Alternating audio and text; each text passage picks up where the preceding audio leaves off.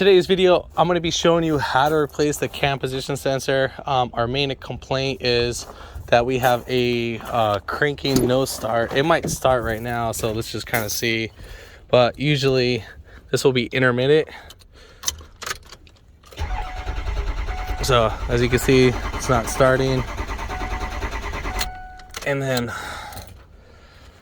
sometimes it will start, sometimes it won't. It just depends on that situation.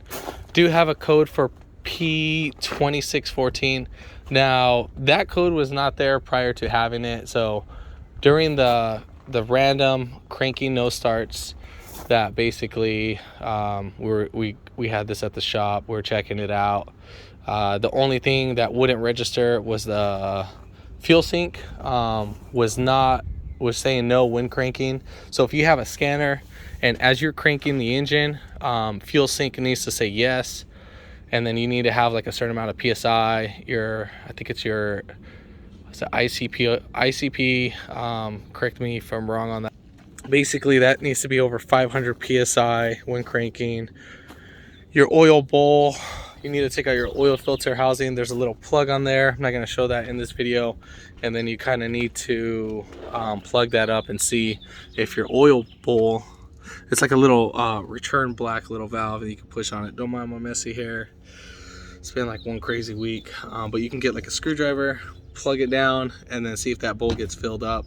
If you're not getting that, then obviously you got something going on with that area. I haven't got into that part, so I couldn't do a little bit more research.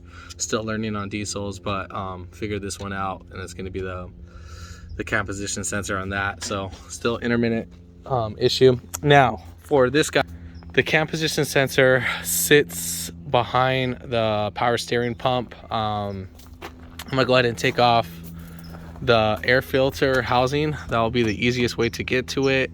I will show it. So once we get this all removed, and then we'll go ahead and get to the video. Well, not yet, so I'll go ahead and show how to remove all this stuff. But if you haven't already, give it a thumbs up, comment down below if you have any questions, and hit that subscribe button for more upcoming videos in the future. And we'll go ahead and start this video right after the intro.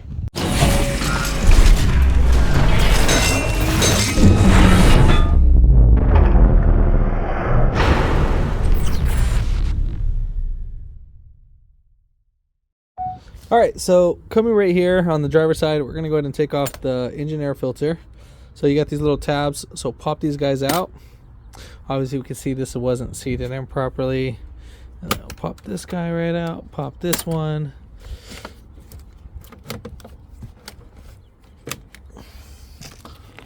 That should be it. All right, I'll just kind of pull this back a little bit. Let's wiggle this.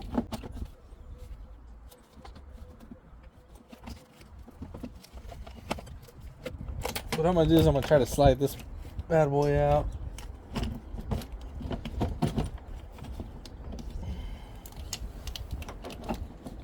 This guy should just pop right out, but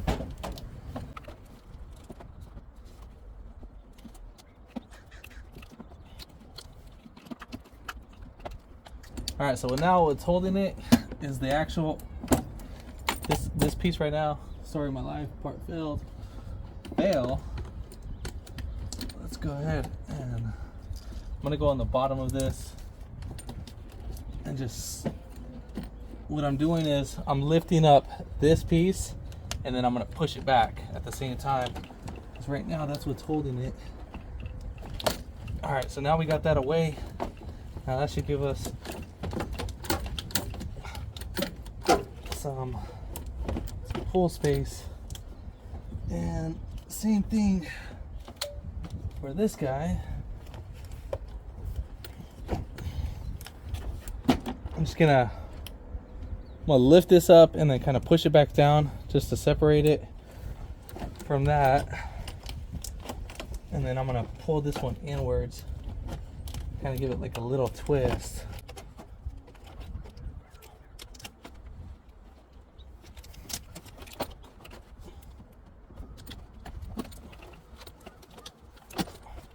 Cool.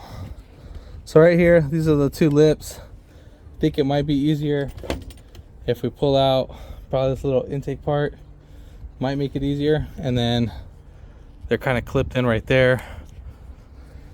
All right, so next step. Yeah, we are gonna have to take this guy right off.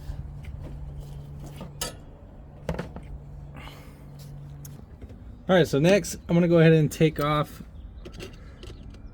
the intake tube. This is actually pretty loose itself. And then we're gonna unplug the mass airflow sensor. You're gonna press down this clip right here. Push more on the inside. So you're gonna push right here and then push towards the sensor and then pull out. And then right here, we're gonna go ahead and, on the intake, we're gonna go ahead and pull back the lip on the tube and then just kind of wiggle it out. And then we got one more connector sitting right here. I don't know if you guys can see that. So we're just gonna pull back the little tab. Sorry for the angle. So we're just basically, what I did was just pull back this tab and then pulled it off right here. This measures the flow of air that's coming in. And then we'll go ahead and push that to the side. Then, what's going on over here? Pay attention to all the wires. Our sensor is going to be right behind the power steering pump. So we're going to be coming on the driver's side and going under. I just want to show you something so you guys can see the sensor, so you can actually see a lot more easier. Let's see. Got to turn on my light at the same time. And then right there is the cam sensor. So you can see it. You're going to need an 8mm bolt, and it's that guy that's right there with that little connector. And I'm going to use a 1/4-inch ratchet, and if you get it from the bottom, it's actually a lot more easier. Now, with the camera being in the way, I'm going to really try to record this to the best of my abilities. Let's see.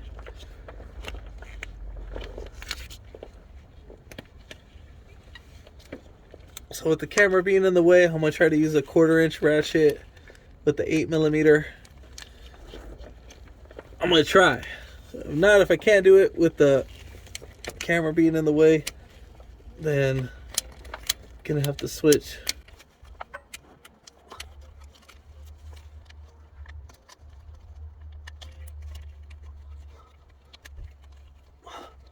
Alright, so we got that on. And it's kind of hard to twist it and break free.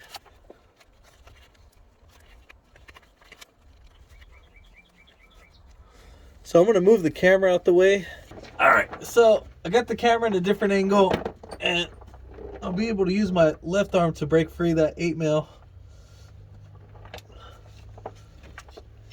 And so make sure, what I'll do is I'll have one finger on the back of the head of the ratchet, and then I'll be using my other hand to break it free first.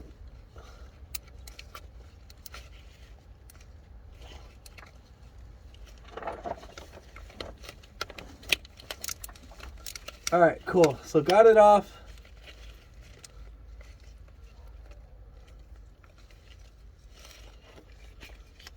And then the rest, I'm going to go ahead and spin it by hand.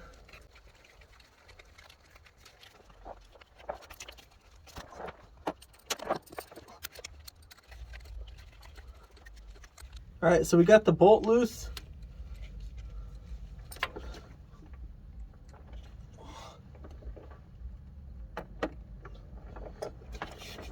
All right, so now we're going to go ahead and take off the connector with the sensor still plugged in. Now I'm not pulling on the cables. I have my finger on the actual connector and I'm spinning back and forth.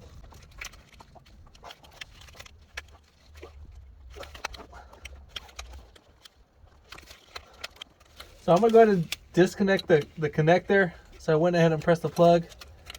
just because I feel like it's going to be in the way right now.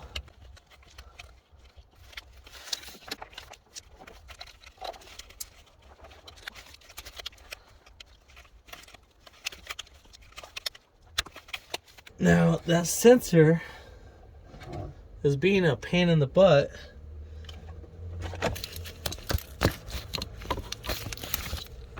So I'm going to try to access it from right here where I originally had the camera at, just because of the angle. I know for the camera angle is not the best, but man, that sucker's really on there. All right, so I put the camera back on the bottom and I'm going to be accessing the sensor from up top. So what I'm going to try to do is I'm going to use some pliers to access it, but I think the best way to remove it is from up top. So, and then the way how I disconnected the sensor was just like I basically unplugged it. But you can use a connector to chase out where the actual sensor is. But the best way to take it off is from up top. I mean, that's pretty much kind of the easiest access that you got. So the first one I'm going to try with, I'm going to try some needle nose pliers. And I am really going to try to see if I can see it from up here.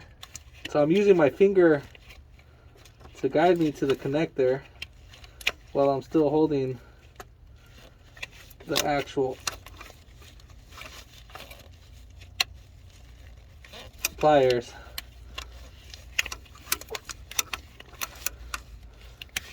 And then I'm just going to set the pliers on top so I kind of have an idea of where it's at. I'm just letting, right now I'm letting the pliers sit on top.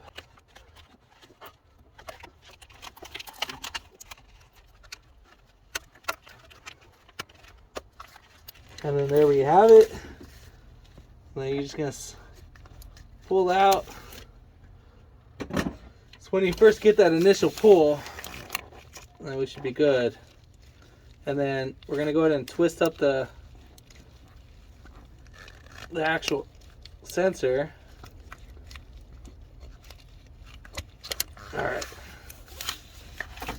Alright, so here is our sensor. Part number right there. We got this at the dealer for, I think it's like less than 70 bucks. Now, when you get the sensor, you need to make sure that it's not damaged. Now this guy is going to have a slight little angle. So coming from right here, having this pointed down, it's going to just be at a maybe like 2-degree angle, maybe about 4 degrees. So, which is perfectly normal.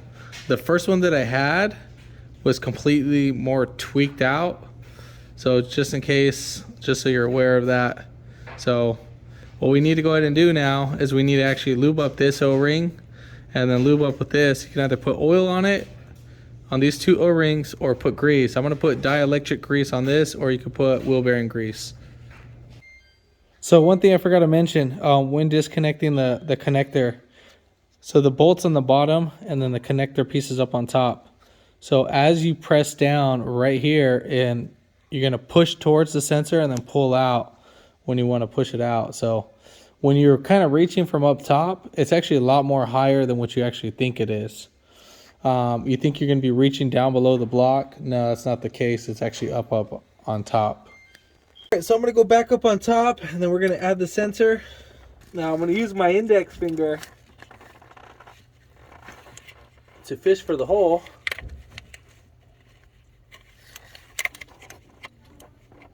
All right, so it's right there. And then I'm gonna go ahead and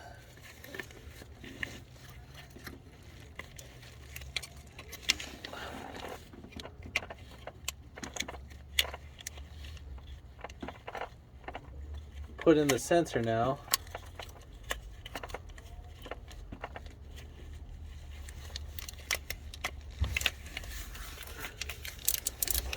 Once I got the sensor seated in there, I'll go ahead and just back out my finger. And then I want the sensor where the bolt will go up, where the bolt gets bolted onto the bracket. I'm going to have that facing at the 12 o'clock position. So I'm going to have it facing up towards the hood.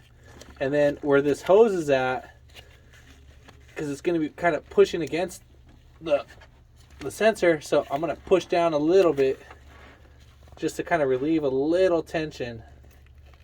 And now I'm kind of putting it in with just a little bit of pressure, just that initial start, and then I'm going to twist the bolt hole down to the floor, and then we'll go ahead and twist it up in there. Now what I'll go ahead and do, alright, so now we're fully seated in. I'm going to go ahead and connect my connector in there. Now I'm going to go ahead and put in the bolt, but I'm going to try to do the bolt from up top just to see if it's a little bit easier.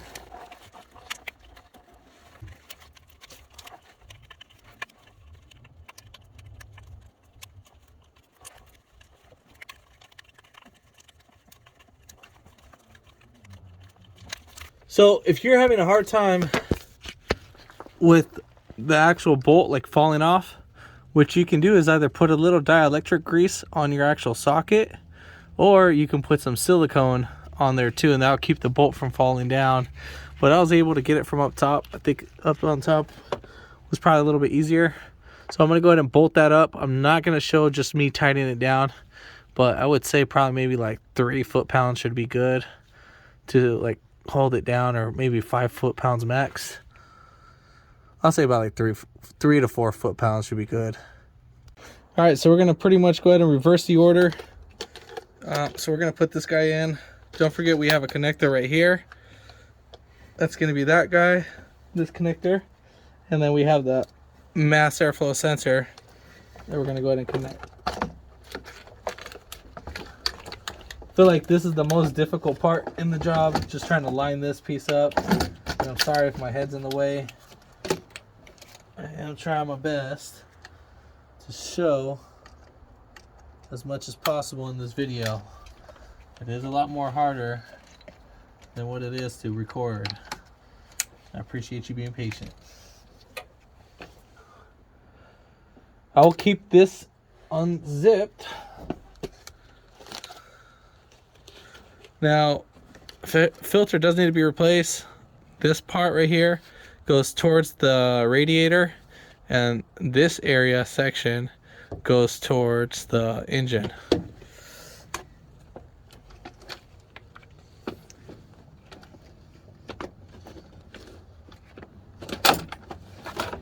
So we'll pull this guy right back as much as possible, and then we'll pull this one back as much as possible.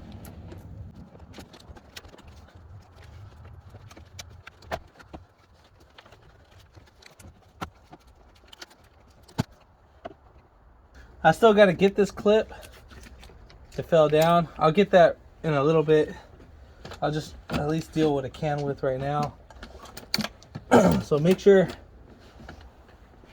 that the filter's clipped in into those spots where the 2 notches go on the bottom of the filter, and then we'll go ahead and clip the filter housing in, make sure everything's all aligned.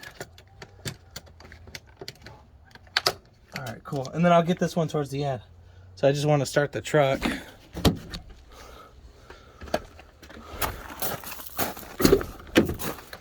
All right, so we'll give it a second.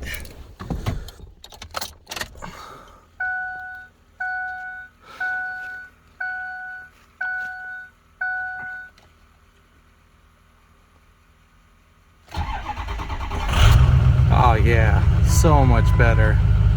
That thing starts up way quicker now. So we'll turn it off.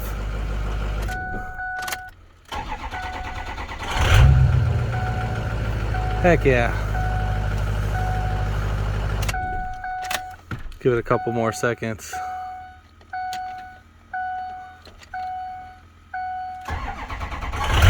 Oh yeah. Night and day difference on how it starts. So this video helped you out, give it a thumbs up, comment down below if you have any questions, and hit that subscribe button for more coming videos in the future. And thanks for watching.